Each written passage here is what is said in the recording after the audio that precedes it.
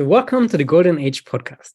We firmly believe that in spite of all the chaos and confusion in this world, there's actually a really bright and beautiful future ahead of us. And once the heart of humanity awakens and we remember who we truly deeply are, we're going to co-create a totally new and a totally different world together that's based on a recognition of this deep interconnectedness, a recognition of our true nature, and based off abundance and co-creation. And the purpose of the Golden Age podcast is to shift our attention away from the confusion to the deep hope that we're all having inside of our heart and the deep knowing that this future is possible by having inspiring conversations with people like you today, Ian, about the bright future of our planet, but also what many of us like you are already doing to co-create this world. And I'm really happy to be here today with my friend Ian Wilkes, who is a transformational coach and mentor. His main focus is on men's work and on relationships as well.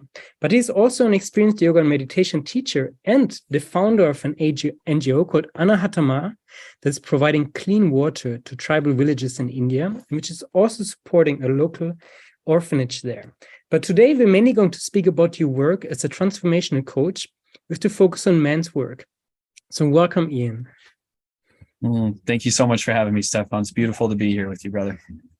And we had many inspiring conversations before, but today I want to start with a very basic, naive question, which is, why would men need a coach to teach them how to be a man? And what does it mean to have our focus on relationships? Aren't we men anyway? And aren't we in a relationship anyway? Yes. Good question. So why do men need coaching? You know, this goes back to this ties in very much with our understanding of the way in which men are brought up in the way that society is currently, where there is one of the main focuses and main points here is that there is a lack of initiation, a lack of rites of passage, which we can see across many ancient cultures and tradition. There was always a rite of passage or a practice where young boys would spend time with the men of a tribe, the older men of a tribe, and all the different kinds of men, the kings, the leaders, the magicians, the warriors, the medicine men. And you would have time to really learn from these men and to be mentored by these men. And most importantly, you would be faced with your own death, which is exactly what wakes you up from the dream, per se. So this rite of passage, these rites of passage or initiation ceremonies, or this kind of this culture of initiation, when it is not here, it leaves us, especially as men, with a sense of a lack of understanding the sacredness and connectedness of all of life, which you so beautifully spoke about in your intro. And so when we're faced with our own death, it gives us a profound sense of gratitude and connectedness to life and to all things. It makes every moment count when we live as if it is going to be our last minute, our last moment. And we experience this from touching our death, from intense experiences, which is what rites of passage processes are, which give us the kiss of death so that there can be the deep appreciation and recognition of the sacredness of life. And thus, moving from that place, create a deeper harmony amongst community, amongst family. It massively affects the way that we show up. And when we live now in a culture where we're several generations in of uninitiated men, we see the kind of world that we live in today that's full of war, that's full of destruction to the earth, the degradation of women, the sort of this crushing of the feminine, this understanding of the patriarchy. But we also see the crushing and the elimination of the mature masculine. I also like to say this, that the patriarchy is not just against the feminine or trying to eliminate this, all that is feminine, but it's also eliminating the mature masculine. So it's not. This is a very important reframe, I think, for us to understand.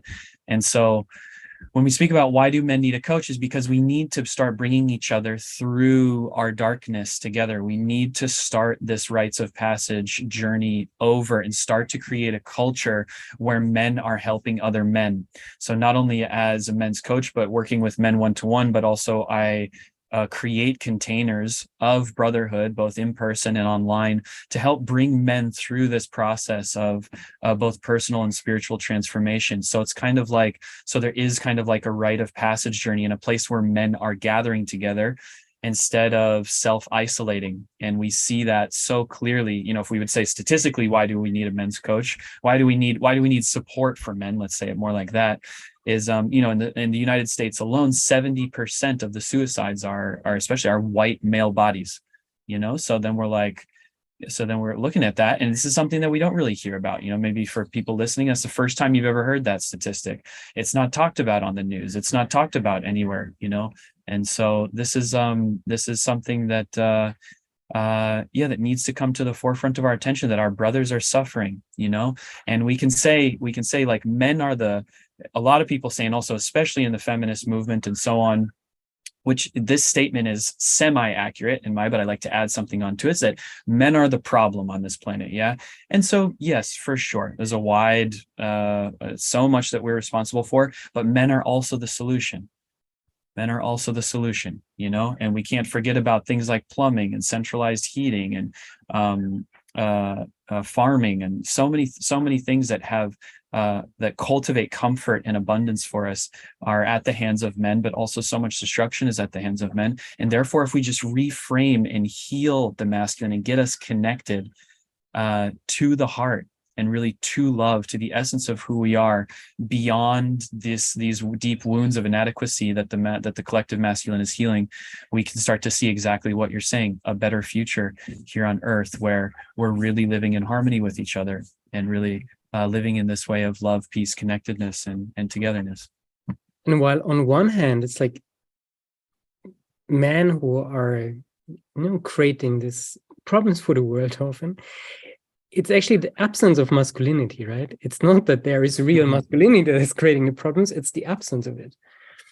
Yeah, exactly. It's simply adolescent psychology. It's simply adolescent psychology and also spiritual ignorance, which is across the board with humanity. Which is, again, what you spoke about in the intro of this is it's without this revelation of the essence of who I am, how can I see that it is one and the same of the next person?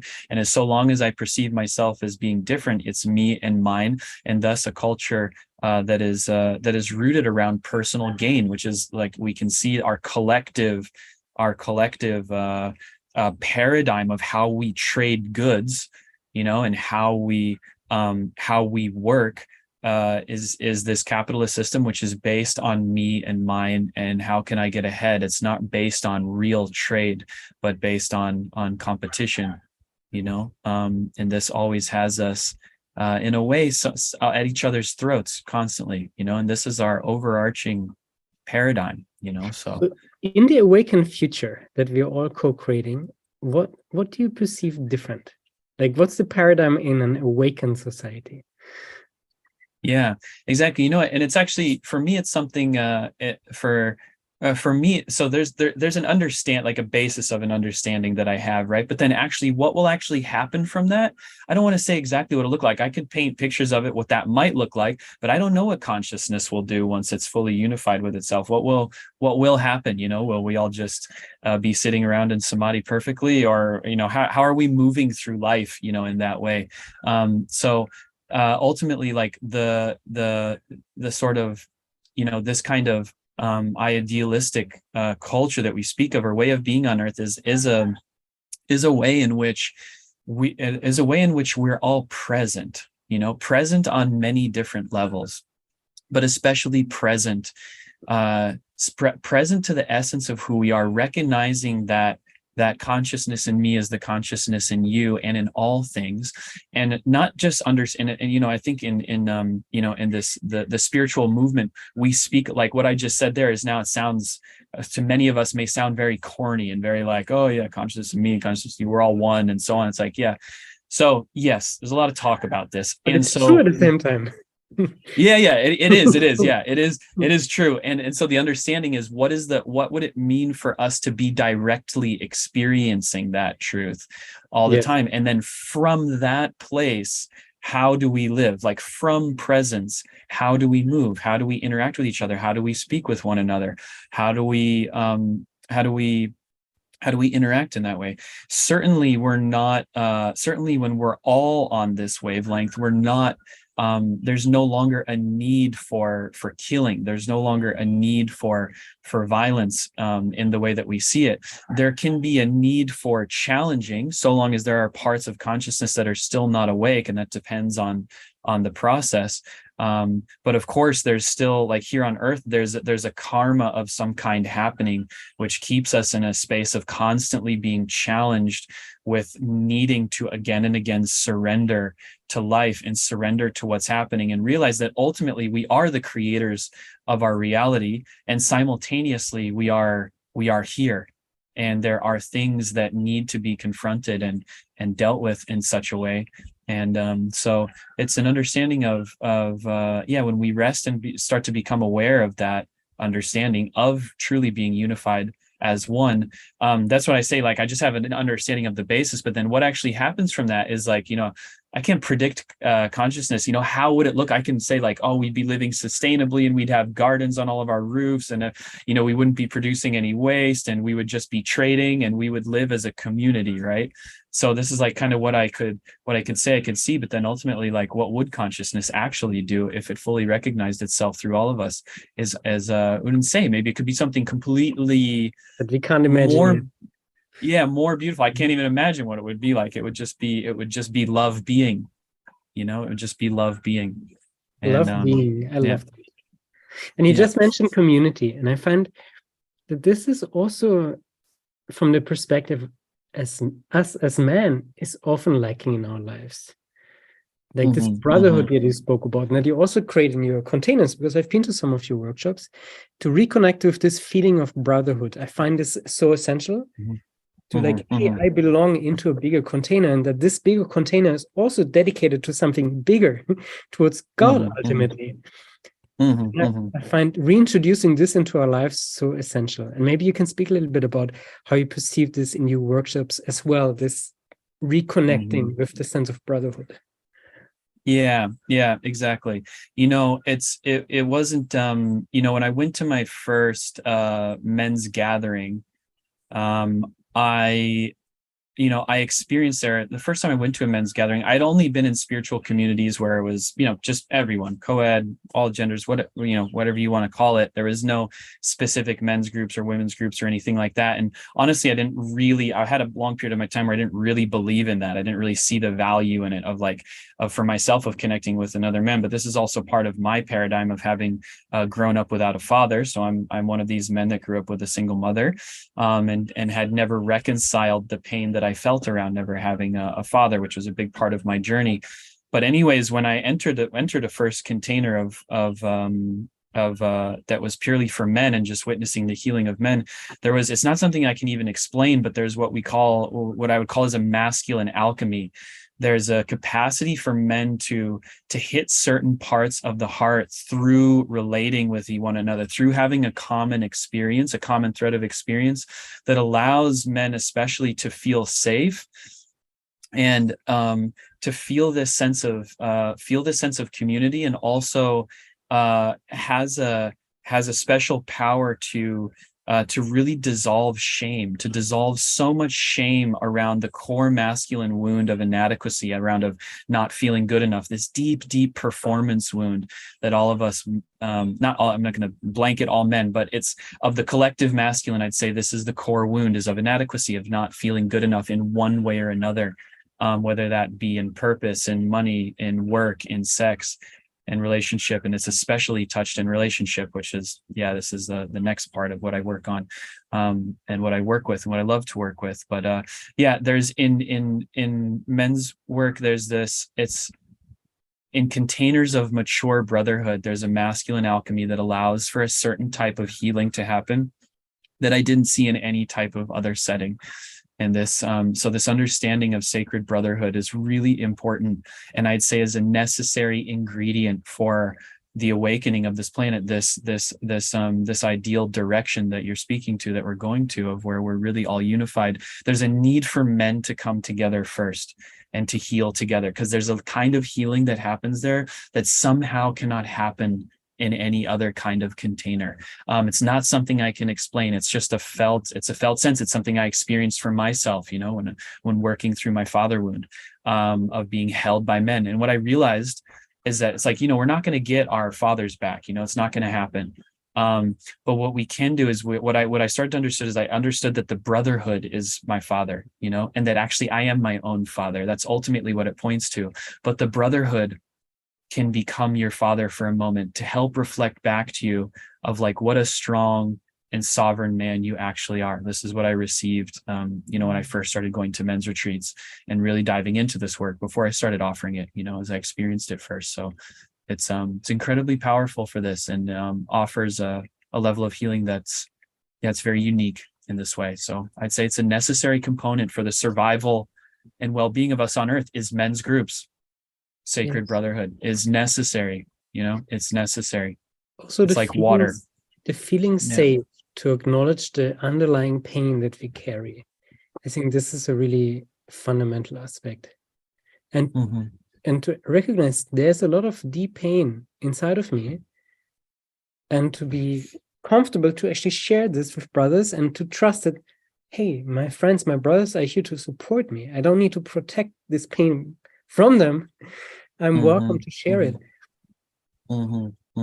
Because otherwise, exactly, if we don't do this, the pain doesn't disappear, right? as we know very well. But it usually comes up, especially in our relationships. Yes.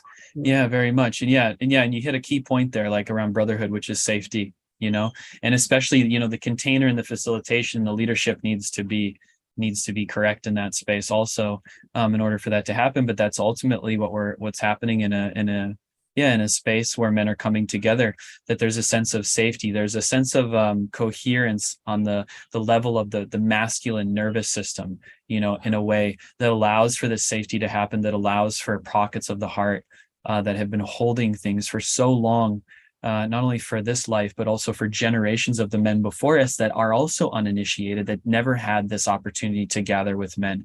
I know my father definitely never was in a men's group, so how to learn how to show up. And his father was an alcoholic, so it's like, and I grew up without him. So it's like, I know the bits of the pieces of the stories and so on, but it's like, I don't know how, it's exactly this understanding that we're coming from generations of wounded masculinity, and we're carrying that. And so now we're in spaces where we're literally doing the healing for our fathers and our grandfathers and for everyone. And so that our future children don't have to carry this, in that way, and can maybe have a men's group about a different topic, than this healing. It's like, that's the evolution of consciousness. Like, what is the next generation of men's groups going to look like once we've gone through this work and we're able to show up for our children in a proper way, so they're not this wounding is not being passed on. So what's the future men's group going to look like? What's that topic going to be about? Probably, more rooted in spirit, in that way. And if we do have this nourishment and this healing environment where we're able to share and also like heal together with other men, what do you think changes in the way we show up in our relationship with our partners compared than if we don't have this in our life? No, this is very this is key. What we end up doing with what we call the nice guy syndrome, which is really like, it's kind of a product of the 1960s, 1970s, hippie movement, where men start growing their hair long and getting in touch with their feminine, and the anti-Vietnam movement and so on, anti-war movement, mostly starting in California, which spread the sort of the teachings of the East coming to the West. This whole thing, which really got a lot of men into two different ways of being. One, just bypassing the pain, right? Through meditation, and also going far into their feminine, and then also with the feminist movement of empowering women. None of this is wrong, by the way. I don't say anything that's to be wrong, but you see this big shift of men and women then exploring the different polarities. And when men coming together is so uncommon, is so unusual for men to come together and to speak about what's alive in their hearts, having grown up with their mothers, right? And why did they grow up with their mothers? So quick, the parentheses here, so it's all ties in here, but why are men mostly growing up with their mothers? Well, because in the Industrial Revolution, our fathers always used to be at home and work at home and run the farm, and we used to be with our dad all day working on the farm, and we used to see how he would operate, and we would learn from him. But once the Industrial Revolution comes around, we see our fathers go off into the factories to work, and we're left at home with our mother. And so we don't know what our dad is doing all day. All that we know is that he comes home extremely dirty, extremely tired, aggravated, with a sense of burden, right? Because he's working for the man, literally working for the machine, in the machine, working with metal and whatever. And in this way, and then he comes home, he's grumpy, he's angry, he's overburdened, he's lacking this nourishment of, which is the deepest longing of the masculine, right? This longing for freedom. Feminine's deepest longing is the longing for intimacy and love. And so we grow up with our mothers. Many men grow up with our mothers who are probably angry at the man, who are angry at him, even though he's working his ass off, who's angry and who demonizes the masculine. And thus here I am, this little boy that confides everything in my mother.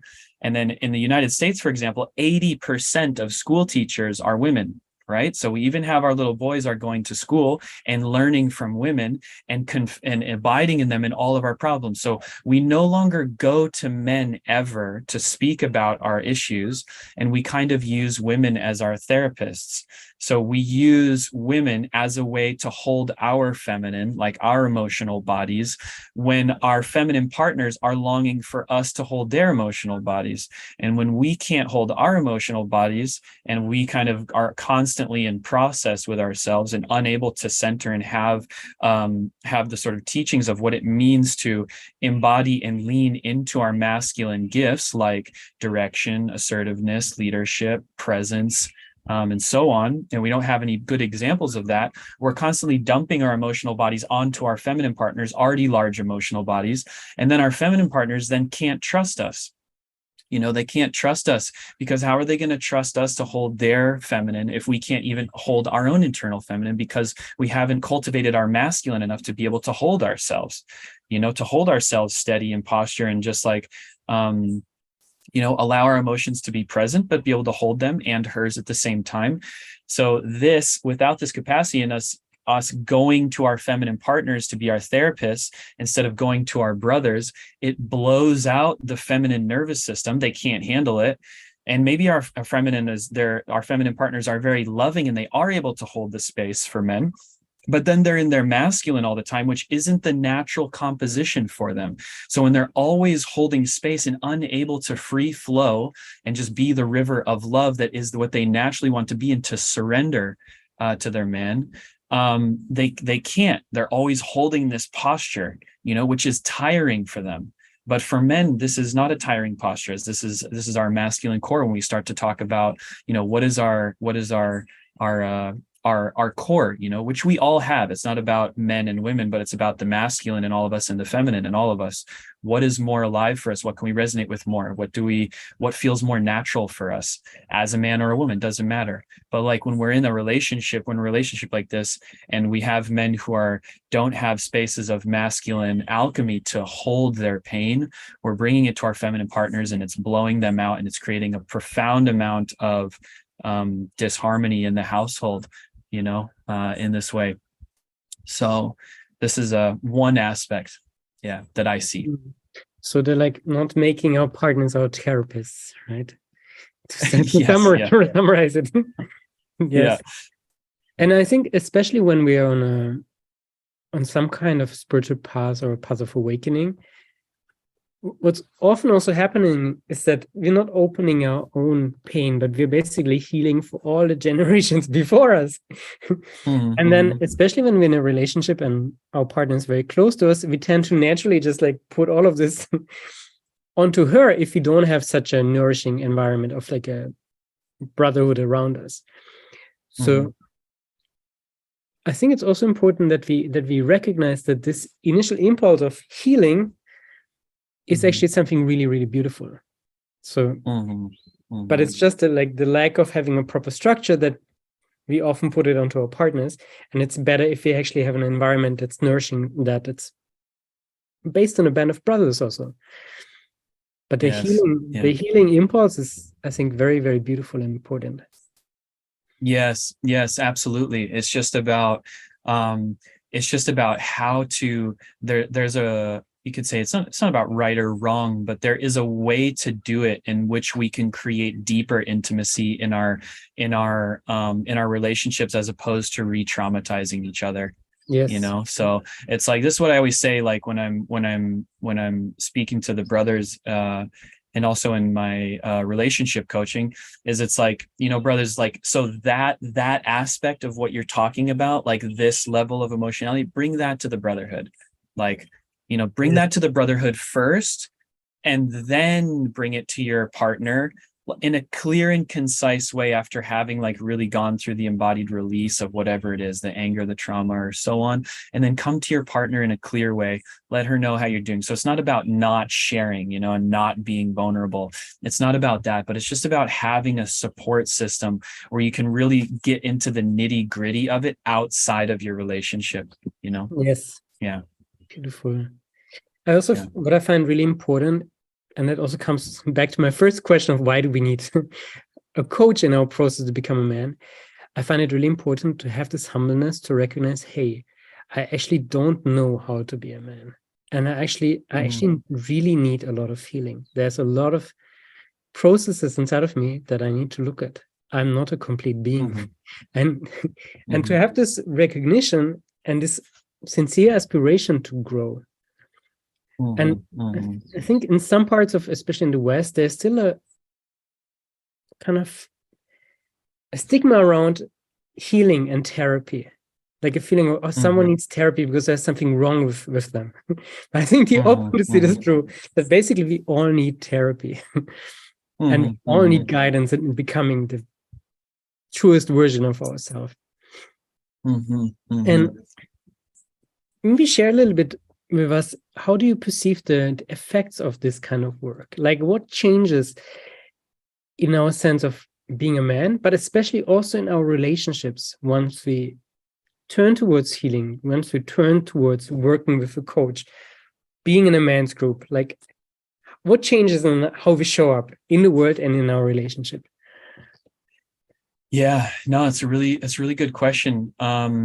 It's you know, I mean, I see it in myself, and like what I understand is like, you know, on my journey of this is like, what does the integrated male look like, right? It's you know, a big thing for me always was the fear to speak my truth, right?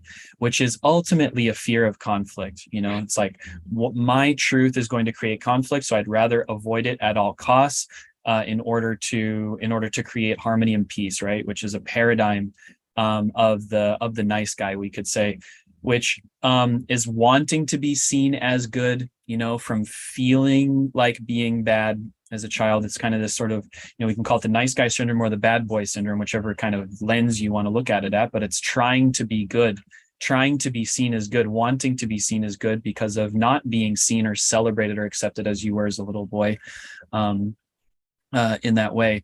So, you know, what kind of changes take place? You know, in myself, I saw myself expressing my needs clearly, owning my needs, right? I saw myself expressing my boundaries without being apologetic for it. I saw myself expressing the truth and not being afraid of the outcome if someone would leave me or if it would sever a relationship. And it's not about doing it in some kind of you know, it's exactly this play of the warrior in like a sadistic way of like, here's my boundaries, don't do that. You know, it's not about that. It's just, what's my truth from the heart? It's not about like make a hard boundaries and now I'm a boundary person. I see this in the spiritual area, like, no, my boundaries, and like there's focus on the boundaries. Like, no, it's not it is about the boundaries, but it's about the heart. Like, it's about the boundaries from the heart. It's not about the boundaries. It's like, it's about what's true, and expressing that, because you recognize that when you speak your truth and when you set your boundaries, that this will be in service to love and create safety for all those around you, because they will feel that you're honest. So that's another huge outcome of what answer to your question is, like, you see men becoming more honest, because in the container of brotherhood, we get a brother in the middle of the of the sacred connection circle, where it's like, okay, brother, what's on your heart? Why are you in the middle of the circle? And you get a brother sharing their truth, crying the tears, screaming the screams, being held up by his brothers, doing all the different things that we do, breaking through, have brothers hold him down and bust up through, like, wow, showing your truth. And so reprogramming that it's okay to be who you are and to feel what you're feeling. Like, there's nothing wrong with that, brother. It's okay. And so when we start with that in the brotherhood, that's our training, and then, because it's safe there, it's very safe. We're all yelling and screaming and breaking through and speaking our truths and have all of our needs met on a men's weekend, right? All of our needs are met. We have our food, we got our brothers, we can speak our truth, everyone's doing it. It's the culture, it's like, then we get back out in the real world, everyone's holding, everyone's closing, everyone's reacting off of each other's truths. It's the same paradigm, right, of this holding and this kind of nice guy culture or sadistic culture. And so then we're again afraid to expose and share again. But through those containers, we start to learn that it's okay. So we see a lot more honesty, and where of course, wherever honesty is, there's trust. So in relationship, when you're honest, even if it's not a great, it's tough to hear truth, there's a sense of trusting, because it's honest. It's honest from the heart. It's not honest from like a from anger or from frustration, but from honest truth. Like, wow, I'm really in pain, and here's what's alive for me. So yeah. So something, this something like this, we start to see, and a connectedness to other brothers, that for me and my thing, after my first men's weekend that I went to a couple of years ago, I remember I left the men's weekend and I went and I was driving back home and I needed to stay overnight in a hotel, and I checked into the hotel and it was a guy working the front desk, the overnight. And it's just this brother, and like, I could just see I just see the pain in his eyes, and I could just see him in the middle of our circle, and how I could see everything that he wanted to say. And I went up to my hotel room and I cried for him, so much empathy. Like, it opened my heart so much to connect with men in a sacred space, that it changed the way that I see all men now, and that I relate to men now. It's like, I feel like each meeting that I have with a man now is like a ceremony. It's like a ceremony. It's like a true heart to heart. It's a true way of, and when I've cultivated that in myself, it allows other men that come into my space. I mean, I do this for a living now, so it's every day I'm doing it. After this call, I have 3 men that I'm going to speak to after this call. And so it's every day for me like that. But even just when I meet another brother, it's like I see and I feel and we feel, and then I can connect with these brothers in a deeper way. And so it's like, if I'm doing that inner work and I'm connecting with my brothers, if all brothers were doing this, then all men would start to be more connected and supporting each other more. And the more we're supporting each other, the less burden we're carrying individually. The less burden we're carrying individually, the less burden we're unloading onto, for example, our feminine partners, and thus the harmony and the healing starts to collectively shift. So. And it becomes like a natural thing, right? This feeling of empathy and compassion and wish to support. Like, the more we are in our own center, the more we naturally just want to hold space for others. Yeah, exactly. But also experiencing myself is like, the more I'm connected with myself and my center, the harder it becomes to like not speak the truth, for example. Like, it's nearly like painful. Yeah. Yeah. Integrity, integrity of the heart. That's another direct product of the work. Not only men's work, but the inner work in general. Is like, once we start to come into integrity with our heart, it becomes impossible not to share. And that's an edge which breaks the limiting belief that if I share my truth, I will be rejected. Yes. That's what we start to dismantle. And ultimately that's why we're here, is to work through that belief. If you talk to people deep on the spiritual path from like the yogic tradition, it's like we're here because there's a belief. That's why we keep reincarnating. There's a belief that I'm not good enough. There's a belief that if I do this, I'll be rejected, or so on. And so we're here as a human again to remember that that's not true, and remember who we truly are, and identify with that. Not even identify with that, but disidentify, and then just be. So. And you just shared that you do this on a daily basis, basically, to help other men, to support other men. And maybe share with us a little bit, how does that actually look like? What's the setting of these calls that you're doing, for example, or also the groups, the containers that you're holding? For someone who has never done like men's work, what can they imagine? If they want to work with you, what can they imagine? Yeah, they can imagine so much beauty, man. That's like that's what I would say. So much beauty, man. It's like really, that's what it is for me. It's just so much beauty, man. Every time, like I just had the call for my course yesterday. The Embodied King is a 3-month-long course that I have specifically. It's a course on the complete path of personal development and spiritual awakening for men, as I see it. So it's a complete path for men in that way, for this journey. And it's just like when the call comes up, and on the Zoom, and the 20 brothers pop up, and I see all these men, and they're all looking around at each other, like, it's just so beautiful. Just that, is worth it already, let alone the deep work that we do. But it's a combination of edging between softness, and strong edge work, of like really pushing each other to our edges, but in a way that's safe, so that we can really find these edges within ourselves and really start to learn to go beyond and to break these barriers of these beliefs that keep our hearts shackled, that keep us in a constant cycles of suffering and patterns and pain. And it's a lifelong journey. I'm still in it. It's not something that's finished for me either, but it's an ongoing process of recognizing and humbling ourselves, and just so much beauty and connection and depth and sharing.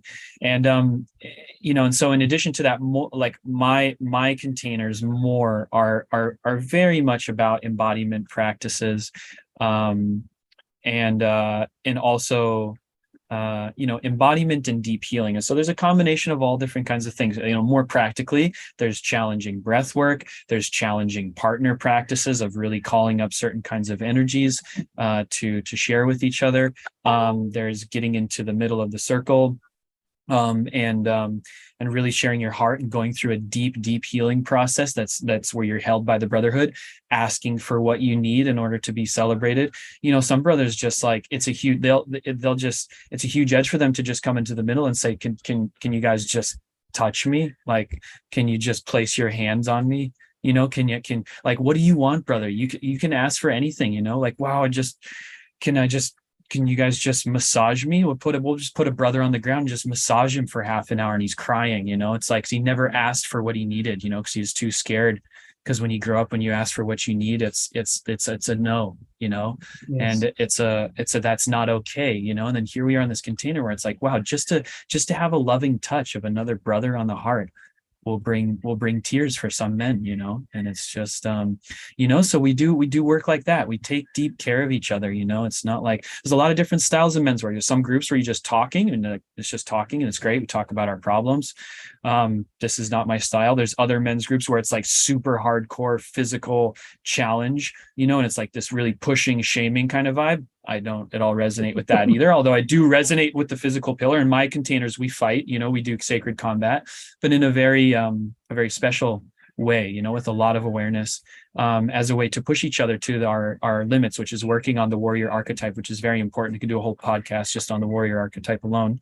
But it's there's a combination of physicality, pushing the physical limits, touching the emotional limits, what it means to like really feel masculine alchemy and masculine love, and to be held in that sacred brotherhood. And then there's a spiritual pillar of deep spiritual practice and embodiment practice of what it means to truly embody these masculine qualities and try them on and lean into them and feel them and understand what it means to like really upload these archetypes and energies in the nervous system so that we can use them to create harmony and ultimately liberate love in our lives and in the lives of our families, communities, partners in this planet, so. And you do this both in person and online, right?